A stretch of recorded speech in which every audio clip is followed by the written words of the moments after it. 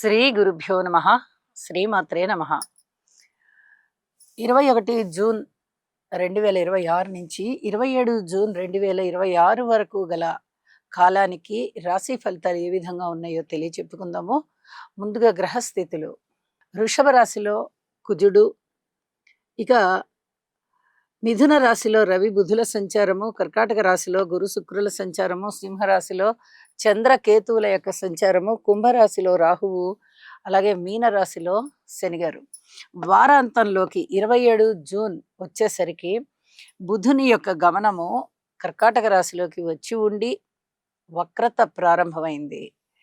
అలాగే చంద్రుని యొక్క సంచారము వృశ్చిక రాశిలోకి వచ్చి ఉన్నది. ఈ రెండు మార్పులు జరిగి ఉన్నాయి. అలాగే గ్రహ సమ్మేళనాల యొక్క ఫలితాలను తీసుకున్నట్టయితే రవి బుధుల యొక్క సంచారము కలయిక మిథున రాశిలో జరుగుతూ బుధ ఆదిత్య యోగాన్ని తెలియచెప్తోంది. ఇది ఏ రాశి వారికైనా కూడా మంచి ఫలితాలనే ఇస్తుంది. బుధుడు స్వస్థానంలో కూడా ఉన్నారు. ఇది ఒక అదృష్టవంతమైన యోగం అనే చెప్పాలి. అలాగే గురు శుక్రుల కలయిక ధనయోగాలని, కీర్తి ప్రతిష్టలు పెరిగేటటువంటి యోగాన్ని చాలా వరకు అన్ని రాసుల వారికి కూడా ఆ మంచి ఫలితాన్నే ఇస్తుంది.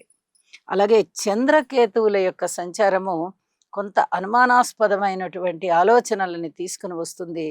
ఇది కొంచెం అదుపులో పెట్టుకోవలసినటువంటి పరిస్థితి. అయితే చంద్రుని యొక్క గమనము 2.5 రోజు మాత్రమే ఉంటుంది కాబట్టి అంతగా భయపడవలసిన అవసరం లేదు. తీసుకునేటటువంటి నిర్ణయాలు ఏవైతే ఉన్నాయో ఒక్కసారి పునరాలోచించుకోండి.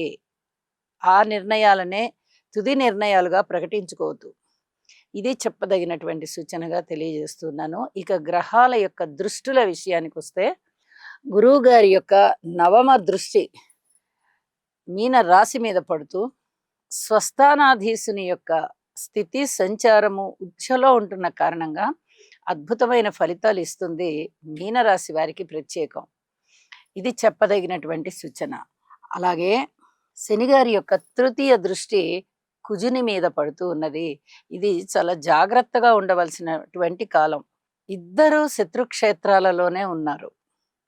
అలాగే తృతీయ లాభాలలో ఉన్నారు ఇద్దరు కూడా. అలాగే శనిగారి యొక్క తృతీయ దృష్టి ప్రత్యేకమైన దృష్టి కాబట్టి అది అత్యంత శక్తివంతమైనది.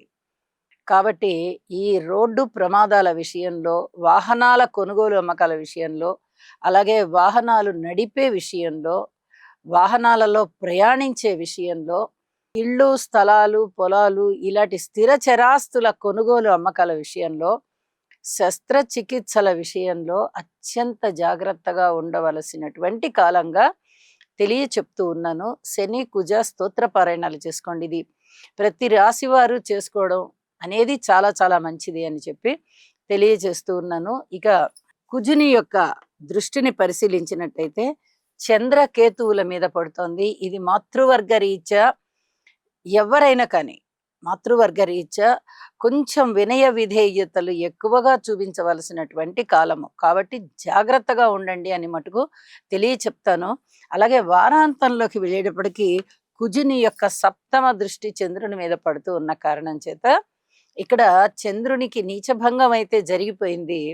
కానీ ఈ దృష్టి ఫలితం కారణంగా ఏదైనా మెడిసిన్కి సంబంధించి, చేదు పదార్థాల వ్యాపారాలకు సంబంధించింది కొంచెం ఎక్కువ తక్కువలు ఉండడానికి అవకాశం ఉంటుంది. ఈ వ్యాపార వ్యవహారాలలో కొన్ని జాగ్రత్తలు పాటించుకుంటూ వెళ్ళండి అని చెప్పి మటుకు తెలియజేస్తూ ఉన్నాను. ఇక రాశుల్లోకి వెళ్దాము. కర్కాటక రాశి వారికి ఈ వారం రోజుల కాలాన్ని పరిశీలన చేస్తే రాశిలో ఉన్నటువంటి గురు శుక్రులు అత్యద్భుతంగా ఉంటూ ఉండగా లాభస్థానంలో కుజుని యొక్క సంచారము చాలా బాగుంది అని చెప్పి తెలియచెప్పడం జరుగుతుంది. అలాగే వ్యయస్థానంలో బుధాదిత్య యోగం కూడా స్థాన చలనాన్ని సూచిస్తూ కొన్ని అనుకూలమైన పరిస్థితులని ఇస్తుంది. ఇక రాశిలో ఉన్నటువంటి గురు శుక్రులు అత్యద్భుతమైనటువంటి ఫలితాన్ని ఇస్తున్నారు. ధనయోగం బాగా ఉంది. అలాగే కీర్తి యోగం బాగుంది. సన్మాన సత్కారాలు బాగున్నాయి. స్థిర చరాస్తుల వృద్ధి బాగుంది. మాతృవర్గ రీత్యా బాగుంది, లాభాల రీత్యా బాగుంది, వ్యాపార రీత్యా బాగుంది, వ్యవహార రీత్యా బాగుంది, ఉద్యోగ రీత్యా బాగుంది. అన్ని అంశాల పట్ల కూడా శుభకరమైనటువంటి పరిస్థితులు ఏర్పడుతూ ఉన్నాయి. సంతాన రీత్యా చాలా సంతృప్తిగా ఉండేటటువంటి కాలము. పితృవర్గ రీత్యా మీకు ఏదన్నా పుట్టింటి ఆస్తి వచ్చేటటువంటి పరిస్థితి. అలాగే విద్య బాగుంది. వివాహాది శుభకార్యాల విషయంలో ప్రధాన పాత్ర వహిస్తారు. మీకే స్వయంగా వివాహం జరగాలన్నా జరుగుతుంది, లేదా మీ కుటుంబ సభ్యులలో ఎవరికైనా వివాహం కుదిరేటటువంటి పరిస్థితి కూడా కనిపిస్తుంది. కొత్త కుటుంబ సభ్యుల రాక చాలా వరకు మీకు ఆనందాన్ని కలిగిస్తుంది. గృహంలో కళ్యాణప్రదమైనటువంటి మాటలు జరుగుతాయి. పబ్లిక్ రిలేషన్స్ బాగుంటాయి. అనేక విధాల శుభయోగాలు ఉన్నాయి.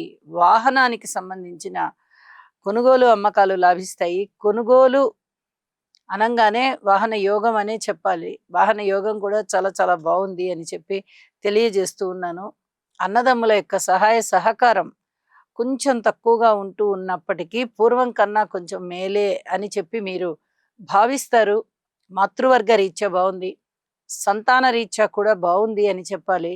అనేక విధాల మీకు అనేక రకాలుగా శుభకరమైన అంశాలు ఉన్నాయి అని చెప్పి తెలియజేస్తున్నాను. ఇక వారాంతంలోకి వెళ్ళేటప్పటికీ బుధుని యొక్క సంచారము రాశిలోకి వచ్చి పెద్దగా ప్రయోజనాలను ఇవ్వబోవడం లేదు. అలాగే చంద్రుని సంచారం కూడా పంచమ స్థానంలోకి వచ్చి అంత శుభకరమైనటువంటి ఫలితాలను ఇవ్వబోవడం లేదు.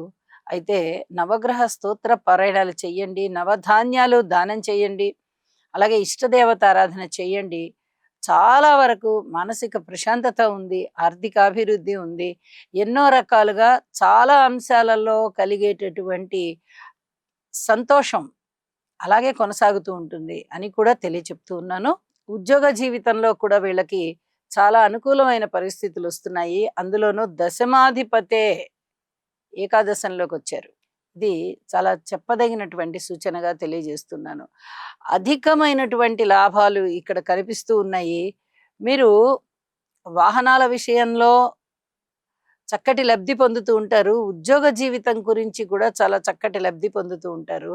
అయితే కుటుంబ జీవితంలో మటుకు ఎంత బాగుంది అని చెప్పుకున్నా కూడా కుజుని యొక్క దృష్టి పడుతున్న కారణం చేత కొంచెం ఓర్పు కలిగి ఉండండి. ఇది చాలా చెప్పదగినటువంటి సూచనగా తెలియజేస్తూ ఉన్నాను. శుభం. ఈ రాశివారు నవగ్రహ ధ్యాన శ్లోకం అయినటువంటి ఆదిత్యాయ చ సోమాయ మంగళాయ బుధాయ చ గురు శుక్ర శనిభ్యశ్చ రాహవే కేతవే నమః అనే మంత్రాన్ని ప్రతినిత్యము పఠించడం ద్వారా లేదా వినడం ద్వారా మీకు మరింత మేలు జరుగుతుంది. అలాగే మీ మనస్సంకల్పం ఏదైతే ఉందో అది సిద్ధించే అవకాశం ఉన్నది.